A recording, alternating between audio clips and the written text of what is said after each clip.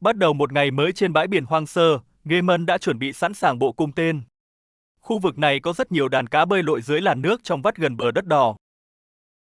Tuy nhiên, mối nguy hiểm luôn rình rập khi có những con cá sấu khổng lồ bơi lảng vảng.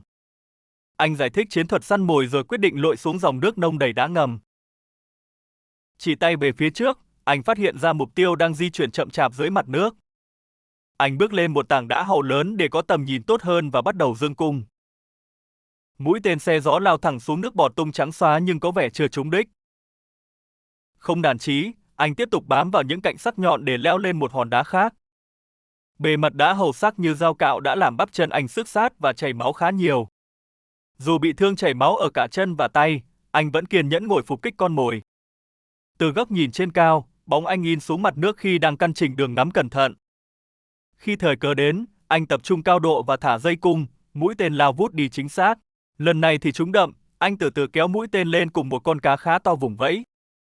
Mang theo chiến lợi phẩm, anh lội ngược trở lại bờ biển, nơi Cleo đang háo hức chờ đợi. Đó là một con cá chẽm tuyệt đẹp, cả hai vui mừng vì đã có bữa tối thịnh soạn. Nhưng niềm vui nhanh chóng bị cắt ngang khi anh chỉ cho cô thấy vết thương tứa máu trên chân. Những vết cắt khá sâu từ đá hầu làm anh phải ngồi nghỉ ngơi một chút trên bãi cát. Sau đó, anh xách theo đồ nghề và con cá lớn đi dọc theo bờ biển về phía chiếc thuyền. Họ để lại những dấu chân trên cát trước khi lên chiếc xuồng đi nghi nhỏ bé của mình. Gaemon ném con cá lên thuyền chuẩn bị làm thịt, trong khi những con ruồi cắn người bắt đầu tấn công. Anh dùng con dao sắc bén cẩn thận phi lê miếng cá tươi rói ngay trên bong thuyền. Trong khi đó, Cleo trở lại khoang thuyền buồm để lấy nước và chuẩn bị hộp dụng cụ sơ cứu. Cô nhẹ nhàng dùng dung dịch sát khuẩn betadine lau sạch những vết xước dài trên bắp chân anh. Sau khi sát trùng kỹ lưỡng, cô cẩn thận dán băng gạc y tế lại để tránh bị nhiễm trùng. Để giữ sức khỏe cho những chuyến đi dài, anh luôn mang theo bột dinh dưỡng bổ sung hàng ngày. Cảnh họ từng tắm dưới thác nước hùng vĩ hiện về, khi đó vết thương của anh còn khá nặng. Giờ đây, nhờ bổ sung đầy đủ vitamin và chăm sóc kỹ, sức khỏe của anh đã phục hồi. Điều này giúp họ có thể tiếp tục những hành trình khám phá và săn cá đầy thú vị. Anh chia sẻ rằng loại thức uống này cực kỳ tiện lợi để mang theo trong những chuyến sinh tồn. Chỉ cần pha với nước lọc là có ngay một bữa phụ giàu năng lượng giữa biển khơi. Tiếp tục hành trình, Gaemon bơm đầy xăng cho động cơ xuồng đi nghi để chuẩn bị ra khơi. Họ lái chiếc xuồng nhỏ chạy dọc theo bờ biển cạn, tận hưởng làn gió mát lành. Khu vực cửa sông này là nơi sinh sản lý tưởng của loài cá đối, tạo nguồn thức ăn dồi dào. Sau đó, chiếc xuồng tăng tốc lướt trên mặt biển xanh ngắt tiến ra vùng nước sâu hơn. Họ ghé vào một bãi cạn và thỏa thích ngâm mình dưới dòng suối nước ngọt chảy ra biển. Điểm đến tiếp theo là một giàn khoan bỏ hoang khổng lồ, nơi lý tưởng để câu cá lớn. Cleo đứng hẳn lên mũi thuyền, cầm cần câu và chuẩn bị quăng mồi về phía trụ giàn khoan. Gaemon cũng tham gia, anh dùng một con mồi giả bắp ném về phía vùng nước đang xao động. Anh liên tục giật mạnh cần để con mồi lướt trên mặt nước, tạo tiếng động thu hút sự chú ý. Ngay lập tức, mặt nước nổ tung khi một con cá háu đói lao lên đớp lấy con mồi giả. Cleo bên này cũng đang chật vật kéo cần, có vẻ như một con cá khá nặng đã mắc câu. Cô cười rạng rỡ khi từ từ thu hồi dây câu, đưa được chiến lợi phẩm về gần mạn thuyền. Đến lượt Gaemon tiếp tục quăng mồi, anh đang muốn nhắm tới những loài cá săn mồi kích thước lớn. Góc máy phơ lạc âm từ trên cao cho thấy chiếc xuồng nhỏ bé bồng bềnh bên cạnh cấu trúc thép khổng lồ. Anh kiên nhẫn thu dây và giật cần đều đặn, chờ đợi một cú đớp bạo lực từ dưới sâu. Và rồi cần câu chịu xuống, anh phải dùng hết sức để giữ thăng bằng và cuộn dây cước lại. Một con cá lớn bắt đầu quẫy mạnh tạo ra những vòng xoáy nước lớn cạnh mạn chiếc xuồng. Nó cố gắng vùng vẫy bơi ra xa nhưng sợi dây câu đã giữ chặt không cho nó cơ hội. Bất ngờ, một con cá mập khổng lồ xuất hiện dưới làn nước xanh, bơi lượn lờ ngay sát đó. Gaemon cười tươi rói nhưng tay vẫn không ngừng kéo cần thật nhanh để tránh bị cướp mất cá. Cleo ngồi trên thuyền điều khiển phơ la cam, nghĩ lại cảnh tượng con cá mập đang bám đuổi sát nút. Con cá mập háu đói lượn lờ sát mặt nước, tìm cách đớp lấy con cá đang dính câu. May mắn thay, anh đã kéo con mồi lên kịp lúc khiến kẻ săn mồi thất vọng bỏ đi xa. Cuộc chiến chưa dừng lại, anh lại thả mồi và cần câu tiếp tục cong bút dưới gầm giàn khoan. Đây là một đối thủ thực sự nặng ký, nó kéo sợi dây cước căng như dây đàn trực đứt. Anh phải liên tục hạ cần rồi kéo lên để từ từ thu hẹp khoảng cách với con quái vật. Cuối cùng, một con cá khế vây vàng khổng lồ đã ngoi lên mặt nước và chấp nhận đầu hàng. Gaemon dùng kìm kẹp miệng cẩn thận kéo thân hình to lớn của nó lên khoang thuyền để tháo lưỡi. Anh tự hào nâng con cá tuyệt đẹp lên khoe trước ống kính rồi nhẹ nhàng thả nó về biển.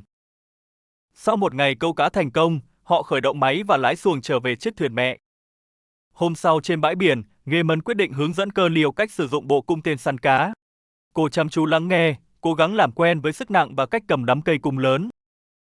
Với trang bị sẵn sàng, Clear tự tin lội xuống vùng nước nông để bắt đầu buổi đi săn. Cô từ từ tiến đến gần một tảng đá hàu lớn, nơi những đàn cá thường xuyên tụ tập. Dáng vẻ tập trung, cô đứng rình con mồi dưới làn nước đục ngầu đang cuốn theo lớp bùn đỏ. Trong khi đó, cô cũng dành thời gian ngồi dưới bóng cây râm mát để điều khiển chiếc Flacam. Màn hình bộ điều khiển thỉnh thoảng bị mất tín hiệu khiến cô phải điều chỉnh lại hướng anten. Từ trên cao, Flacam ghi lại cảnh Gaemon đang cẩn thận lội nước, tay lăm cây cung quen thuộc. Anh trèo lên một mỏm đá để quan sát rõ hơn những bóng đen đang di chuyển dưới nước. Góc nhìn thứ nhất cho thấy anh đang kéo căng dây cung, sẵn sàng tung đòn chí mạng. Cú bắn chính xác đã mang về một con cá chém tuyệt ngon trong nụ cười mãn nguyện của Clear. Anh xách chiến lợi phẩm đi dọc bãi cạn, nơi chiếc xuồng đi nghi đang nằm mắc cạn chờ nước lên. Cả hai phải hợp sức đẩy chiếc xuồng nặng trịch ra khỏi bãi bùn để trở lại vùng nước sâu. Cuộc sống hoang dã đôi khi cũng mang lại những vết côn trùng cắn mẩn đỏ khắp cổ và lưng. Nhưng bù lại, họ được thưởng thức những miếng phi lê cá tươi rói do chính tay mình bắt. Đã đến lúc rời đi, Clear ra mũi thuyền để bắt đầu cuộn dây xích và kéo mỏ neo lên. Gaemon vui vẻ đứng bên bánh lái, chuẩn bị cho chiếc thuyền catamaran di chuyển ra vùng biển khơi. Trời bắt đầu nhiều mây đen, anh nhanh chóng đi tới cột buồm chính để kéo cánh buồm lên. Cánh buồm lớn đón gió giật tung, báo hiệu một chuyến đi với tốc độ khá ấn tượng sắp tới. Trở lại buồng lái, anh tỏ ra vô cùng phấn khích khi con thuyền bắt đầu lướt sóng nhịp nhàng. Anh nhiệt tình giải thích về hệ thống dây cáp kim loại giúp cố định cột buồm chắc chắn. Những sợi dây này rất quan trọng để đảm bảo cột buồm không bị gãy khi gặp gió lớn. Lúc này, Clear mang lên bông 2 đĩa cá sống xê vin trộn chanh kèm bánh quy thơm ngon. Họ vừa nhâm nhi bữa ăn nhẹ vừa thư giãn, cô còn thử tự tay điều khiển bánh lái thuyền. Ngày hôm sau, họ tiến vào một nhánh sông nước lợ hoang vắng, bao quanh bởi rừng ngập mặn. Dòng nước tĩnh lặng bỗng xao động khi một con cá sấu khổng lồ nổi đầu lên bơi qua. Họ quyết định hạ buồm và thả neo ngay giữa dòng sông để quan sát kỹ hơn khu vực này. Từ trên cao, có thể thấy rõ bóng dáng con quái thú đang lượn lờ không xa chiếc thuyền mẹ. Thậm chí ngay bên dưới lòng sông, xác một chiếc tàu đắm từ lâu cũng đang hiện ra lờ mờ. Một ngày mới lại đến rực rỡ, Gaemon tận hưởng cảm giác chèo lái dưới bầu trời xanh ngát. Chiếc thuyền lướt đi êm ái, kéo theo phía sau là chiếc xuồng đi nghi ngoan ngoãn rẽ sóng. Khi gió giật mạnh hơn, anh giải thích về kỹ thuật thu nhỏ diện tích buồm để giữ an toàn. Hai người trò chuyện rôm rả, chia sẻ những kinh nghiệm quý báu khi đi thuyền buồm đường dài. Clear tranh thủ tắm gội bằng vòi sen nước ngọt mát lạnh được thiết kế ngay trên bồng thuyền. Nguồn nước quý giá này được dự trữ an toàn bên trong những chiếc túi cao su dày dặn. Anh mở nắp hầm chứa để kiểm tra lượng nước còn lại đảm bảo đủ cho những ngày tới. Sau khi thuyền neo an toàn, họ lại xuống xuồng đi nghi thả cần câu kéo chìm dọc theo bờ biển. Clear cẩn thận điều khiển chiếc xuồng len lỏi vào một nhánh sông nông, hai bên là rừng nước. Ngay lập tức, họ phát hiện một con cá sấu lớn đang ẩn mình dưới lớp bùn lầy nước đục. Bất chấp nguy hiểm, anh vẫn chỉ tay hào hứng chuẩn bị cho cuộc đi săn tại vùng nước này. Chuyến phiêu lưu tiếp tục khi anh vất vả đẩy chiếc xuồng cao su lội qua bãi cát ngập nước. Vượt qua khúc cạn, anh kiên nhẫn kéo xuồng tiến sâu hơn vào dòng chảy của con sông. Mọi mệt mỏi dường như tan biến khi họ chính thức lái xuồng tiến ra vùng nước sâu lộng gió. Ngay khi vừa cập sát bờ, cô gái bất ngờ tìm thấy một hộp xo động vật dạt trên bãi biển. Chiếc xuồng sau đó tiếp tục xuôi dòng, len lỏi qua khúc sông bao quanh bởi cánh rừng ngập mặn. Không bỏ lỡ thời cơ, cô gái lập tức vung cần thả mồi dạ dọc theo mép rừng nước rậm rạp.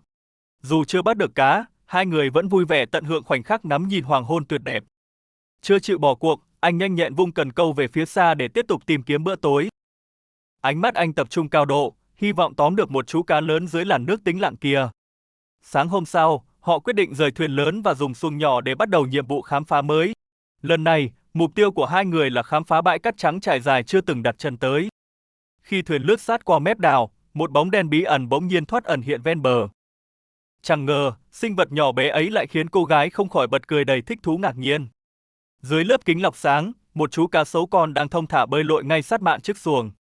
Lát sau, cô thong dong tản bộ trên bờ biển nơi chú cá sấu vừa bơi dạt vào nằm nghỉ ngơi. Trong khi đó, anh chàng cũng chuẩn bị sẵn sàng hai chiếc cần câu để thử vận may dọc bờ biển. Đang dạo bước trên cát, anh tình cờ nhặt được một chiếc vỏ ốc mang hình dáng tuyệt đẹp lạ mắt. Sự chú ý của anh ngay lập tức đổ dồn vào đàn cá đang bơi lội ngay sát mép nước. Cách đó không xa, cô gái cũng đang kiên nhẫn thu dây câu mông chờ một phà cá cắn mồi. Anh liên tục vung cần và thu dây với hy vọng vớt vát được một bữa trưa thịnh soạn trên bãi hoang. Dưới góc nhìn qua kính lọc sáng, chiếc mồi giả lướt nhanh vun vút trên mặt nước biển tĩnh lặng. Tuy nhiên, thứ mà anh vất vả câu được lại chỉ là một con cá trê không đúng mục tiêu ban đầu. Sau khi thả cá đi, cuộc dạo chơi tiếp tục khi anh tìm thấy vô số vỏ ngao dạt lên bờ biển. Đang ngâm mình làm mát dưới nước nông, cô bỗng khựng lại vì phát hiện một sinh vật nhỏ xíu dưới chân. Hóa ra, đó chỉ là một chú qua bùn bé xíu đang hung hăng giơ hai chiếc càng để phòng thủ. Quay lại với việc chính, anh cẩn thận đeo kính râm để nhìn rõ hơn đàn cá đang bơi lội dưới nước. Phía bên kia bờ, mồi giả của cô cũng đang bị lũ cá hung hăng rượt đuổi sát tận mép cát. Dù cá ráo riết đuổi theo, chúng vẫn khôn ngoan không chịu đớp mồi khiến cô vô cùng tiếc nuối. Đứng cạnh một chiếc giàn phơi bằng gỗ, cô kiên nhẫn thử lại vài lần nữa nhưng vẫn chuốc lấy thất bại. Không hề nản lòng, họ quyết định lên thuyền tiến sâu hơn vào đoạn sông hẹp để tìm kiếm bãi câu mới. Vừa dừng chân ở vùng nước êm, anh thực hiện cú ném mồi quyết định sát ngay mép rễ cày nước. Chỉ một giây sau, mặt nước nổ tung khi một con cá lớn dính câu và quẫy đạp điên cuồng dữ dội. Sau một hồi giằng co, anh tự hào nhấc bổng lên một con cá hồng sấu với kích thước cực kỳ hoàn hảo. Quá đỗi vui mừng với chiến lợi phẩm, họ nhanh chóng nhổ neo đi tìm một bãi cát trống để nấu nướng. Vừa cập bến an toàn, anh hào hứng xách con cá béo ngậy lên bờ chuẩn bị ngay cho bữa tiệc trưa.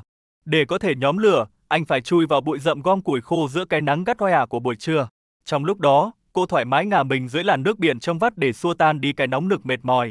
Khi đống lửa đã đượm than hồng, anh cẩn thận cởi bớt củi cháy dở để chuẩn bị không gian nướng cá. Con cá tươi lập tức được nướng trực tiếp trên than hồng cho đến khi lớp da bên ngoài cháy đen xém. Lớp da cháy ấy nhanh chóng được cạo đi, để lộ ra phần thịt cá trắng ngần bốc khói thơm lừng nước mũi. Hương vị tuyệt hảo của món cá tươi khiến cô không giấu nổi vẻ mãn nguyện khi nhắm mắt thưởng thức. Bữa trưa kết thúc trong sự hài lòng tuyệt đối, đánh dấu một buổi đi săn thành công mỹ mãn ngoài mong đợi. Hành trình khám phá vùng biển hoang sơ của hai người lại tiếp tục đầy hứng khởi. Họ neo thuyền lại để khám phá những hòn đảo vắng với vô số sinh vật kỳ lạ. Ngay cả những con cá sấu ẩn mình dưới nước cũng không làm họ chùn bước. Chạy thuyền nhỏ dạo quanh, họ liên tục bắt gặp những con cá mập lượn lờ sát mặt nước. Ngày thứ 56 của chuyến đi bắt đầu bằng nụ cười tươi tắn của cặp đôi mê xê dịch. Bất ngờ thay, một chú chó Hoàng Dingo lững thững đi dạo dọc theo bờ biển vắng vẻ. Con vật tò mò ngồi xuống bãi cát quan sát chiếc thuyền đang neo đậu ngoài khơi. Trên tàu, người đàn ông cẩn thận tháo gỡ các nút thắt dây thừng để chuẩn bị neo đậu. Anh tập trung kiểm tra lại toàn bộ hệ thống dây cáp để đảm bảo an toàn tuyệt đối. Một chiếc màn ý chữ đề chắc chắn được anh sử dụng để gia cố thêm cho mỏ neo. Công việc này đòi hỏi sự tỉ mỉ vì an toàn luôn là ưu tiên hàng đầu trên biển. Trong khi đó, chú chó Hoàng Dingo trên bờ dường như vẫn kiên nhẫn dõi theo mọi cử động. Hai người vui vẻ trò chuyện về việc lắp đặt hệ thống dây néo mỏ neo sao cho chuẩn. Sau khi hoàn tất, họ lại nhổ neo tiến về phía trước dù mây đen bắt đầu kéo đến. Chiếc thuyền hai thân rẽ sóng mạnh mẽ vượt qua vùng biển động với những cơn gió lớn. Cuối cùng họ cũng đến được một hòn đảo có địa hình đá tảng vô cùng độc đáo. Những khối đá khổng lồ xếp chồng lên nhau tạo nên một khung cảnh thiên nhiên hùng vĩ. Anh chàng háo hức giới thiệu về hòn đảo kỳ lạ mà họ vừa may mắn đặt chân tới. Cô gái cũng nhanh chóng chuẩn bị đồ đạc để cùng lên bờ khám phá vùng đất mới này. Họ lái chiếc xuồng nhỏ tiến sát vào bờ biển cát trắng phau tuyệt đẹp dưới ánh nắng. Ngay khi lên bờ, anh cầm theo ngọn giáo dài lội xuống vùng nước nông tìm kiếm con mồi. Bãi cát trải dài với chi chít những dấu chân động vật cho thấy nơi này rất hoang dã. Cô gái thì chọn một vị trí lý tưởng trên bãi biển để trổ tài câu cá của mình. Chỉ một lát sau, có con cá mắc câu vùng vẫy dữ dội ngay sát mép nước tung bọt. Thì ra đó là một con cá mập nhỏ vô tình cắn câu nên anh phải cẩn thận gỡ ra. Anh nhẹ nhàng nhấc con cá mập lên rồi thả nó trở lại biển khơi một cách an toàn. Thiên nhiên ở đây thật yên bình với những tổ chim lớn nằm chót vót trên ngọn cây khô. Không nản lòng, cô gái tiếp tục quăng cần câu và kiên nhẫn chờ đợi vận may lần nữa. Sự kiên nhẫn đã được đền đáp khi cô kéo lên bờ một con cá lữ hành to lớn.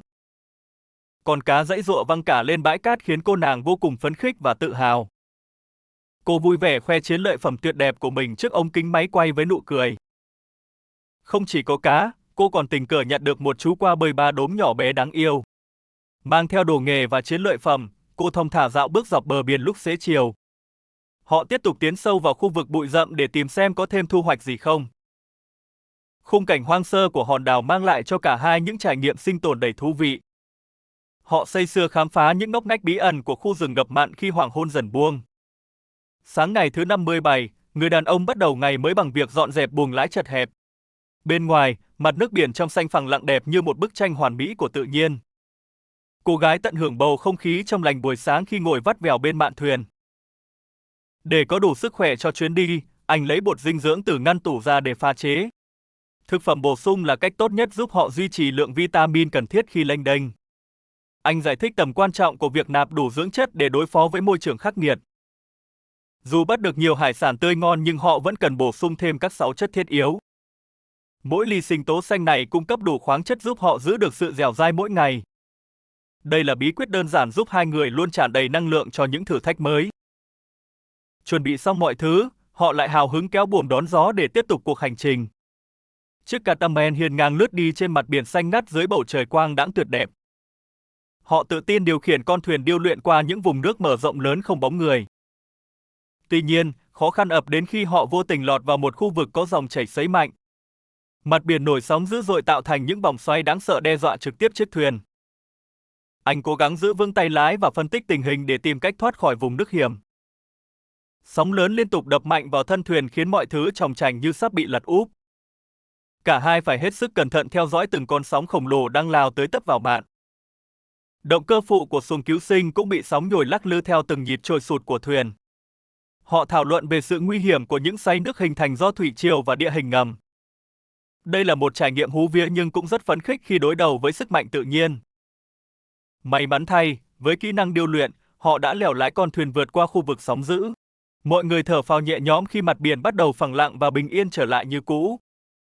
Anh tiến lên phía mũi thuyền cẩn thận kiểm tra lại hệ thống mỏ neo sau sự cố rung lắc. Đảm bảo mọi thứ vẫn ổn định, họ quyết định thả neo để nghỉ ngơi và lên kế hoạch mới. Buổi chiều, cô gái khởi động máy gắn ngoài của chiếc xuồng nhỏ để chuẩn bị vào bờ thám hiểm. Chiếc xuồng lướt nhẹ qua những khối đá ngầm nhấp nhô đưa họ tiếp cận một bãi cát vắng. Cầm theo ngọn giáo quen thuộc, người đàn ông bước đi dọc theo bờ biển lộng gió để thám thính. Anh tập trung quan sát kỹ địa hình để tìm kiếm cơ hội săn bắt thêm chút thức ăn tươi. Những dấu chân động vật hằn rõ trên cát dẫn lối anh về phía khu vực rừng ngập mặn rậm rạp. Men theo dấu vết, anh cẩn thận tiến vào bãi lầy nơi có nhiều qua và tôm đang lẩn trốn. Nước ở đây nông và rất trong, dễ dàng nhìn thấy những sinh vật nhỏ đang bơi lội dưới đáy. Trên bờ đá cao, cô gái nhăn nhó vì vô tình làm chảy ngón chân rớm máu khi đang câu cá. Vết thương nhỏ không làm giảm đi sự hào hứng của cô khi khám phá vùng đất hoang sơ này. Đứng từ trên cao, họ có thể phóng tầm mắt bao quát toàn bộ khu rừng ngập mặn hùng vĩ. Anh chàng tiếp tục leo trèo qua các tảng đá lớn sắc nhọn bằng đôi chân trần đầy vết chai. Họ phát hiện ra những hang động nhỏ tự nhiên hình thành dưới các vách đá trầm tích cổ đại. Kỳ diệu thay, trên vách đá ẩn chứa những hình vẽ mờ ảo màu đỏ đất của người tiên sử. Khung cảnh hoang dã nơi đây giống hệt như một công viên kỳ cũ gia chưa từng có dấu chân người. Hang động mát mẻ này từng là nơi trú ẩn lý tưởng cho thổ dân Úc hàng ngàn năm trước. Rời khỏi hang, anh lục lọi dưới rễ cây đức chằng chịt để tìm bắt những con qua bùn. Tuy nhiên, đám qua bùn rất khôn ngoan và nhanh chóng chui tọt vào những hốc đá sâu hoắm. Dù không bắt được qua nhưng anh vẫn rất vui vẻ với trải nghiệm lội bùn lấm lem đầy thú vị. Khi mặt trời bắt đầu lặn, họ lên xuồng nổ máy quay trở về chiếc thuyền lớn đang đợi ngoài khơi. Bầu trời dáng chiều tạo nên một khung cảnh hoàng hôn lãng mạn khép lại ngày khám phá trọn vẹn. Bình minh ngày 58 bừng sáng, chiếu rọi lên chiếc thuyền đang trôi lững lờ giữa mặt biển màu ngọc bích. Nước trong vắt đến mức từ trên thuyền nhỏ cô có thể nhìn thấu tận đáy cát trắng tinh khôi. Bất thình lình, anh chỉ tay về bóng đen khổng lồ đang bơi lướt qua ngay dưới mặt nước. Đó là một con cá mập khá lớn đang tò mò lượn lờ ngay cạnh con thuyền phao mỏng manh. Dù chạm mặt thú dữ, họ vẫn bình thản vì đã quá quen với cuộc sống nơi đại dương. Cô gái vừa thong thả nhai táo vừa ngắm nhìn cảnh vật kỳ vĩ trôi qua dọc theo đường bờ biển. Anh hướng sự chú ý về phía một bãi đá xếp lớp kỳ lạ nhô ra sát mép nước cuộn sóng. Lên bờ, họ phải khéo léo leo trèo qua những tảng đá khổng lồ sắc cạnh để tiến sâu vào trong. Phía sau bãi đá vỡ vụn là một khoảng không gian hang động rộng lớn được thiên nhiên đẽo gọt. Cấu trúc địa chất ở đây tạo thành vô số những mái vòm tự nhiên che chắn ánh nắng chói chang. Trên trần hang, họ vô cùng kinh ngạc khi tìm thấy những bức bích họa cổ xưa của thổ dân. Dưới nền cát vương vãi vô số vỏ sò, tàn tích từ những bữa ăn cách đây hàng ngàn năm. Khám phá xong, họ tiếp tục lên thuyền dạo quanh và phát hiện hai bóng đèn lớn dưới làn nước. Anh nhanh chóng phóng chiếc Flacam lên không trung để bắt trọn khoảnh khắc tuyệt đẹp từ trên cao. Góc máy trên cao thu lại hình ảnh rõ nét của hai con cá đuối măn-tơ khổng lồ đang bơi lội. Chiếc thuyền nhỏ của họ bám theo sát sạt bóng dáng mềm mại của những sinh vật biển kỳ diệu này. Đôi cá đuối như đang khiêu vũ dưới nước, xải những chiếc vây lớn lướt đi vô cùng huyền chuyển. Đại dương bao la ôm lấy chiếc xuồng nhỏ bé tạo nên một bức tranh thiên nhiên tuyệt mỹ. Flacam tiếp tục bay qua những dải cát trắng mịn màng tuyệt đẹp uốn lượn quanh các bãi cạn. Cuối cùng, chiếc xuồng tiến thẳng vào bờ, kết thúc một chuỗi ngày thám hiểm vùng biển đảo khó quên.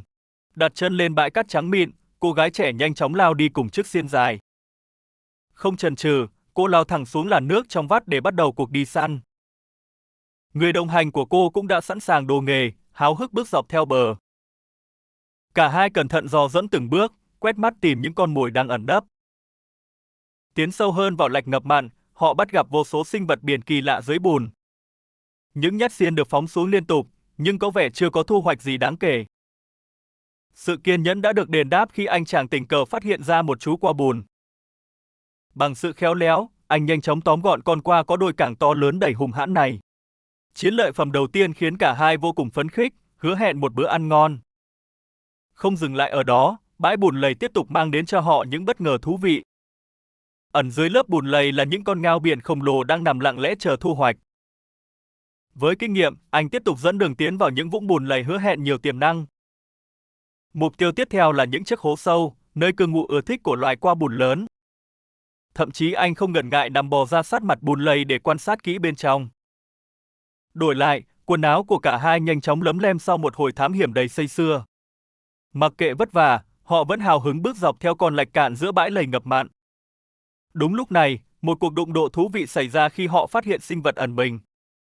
Hóa ra đó là một chú cá sấu con đang ngụy trang hoàn hảo giữa lớp dòng rêu mặn.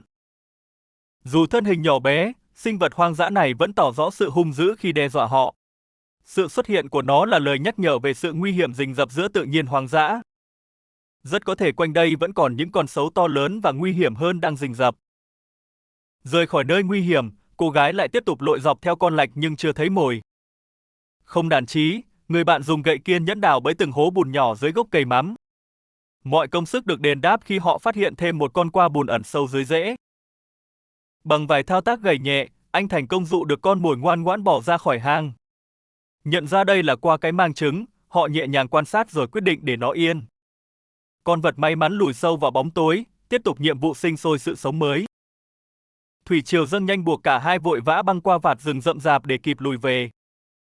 Chuyến xuyên rừng đầy gai góc mang tới cho họ một cảm giác thám hiểm vô cùng chân thực. Lên chiếc xuồng nhỏ, họ tiến thẳng về phía con tàu lớn đang neo đậu trên làn nước trong xanh. Mọi mệt nhọc tan biến khi chiếc xuồng lướt nhẹ trên mặt nước tĩnh lặng của vùng vịnh vắng.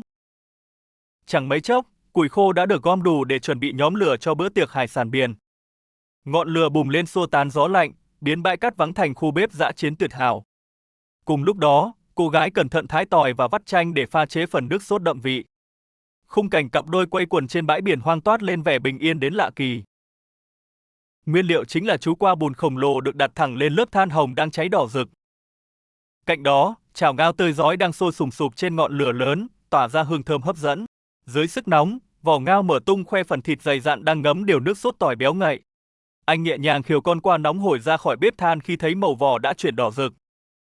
Họ háo hức tách phần vỏ cứng cáp để thưởng thức thành của ngọt ngào sau một ngày lội bùn.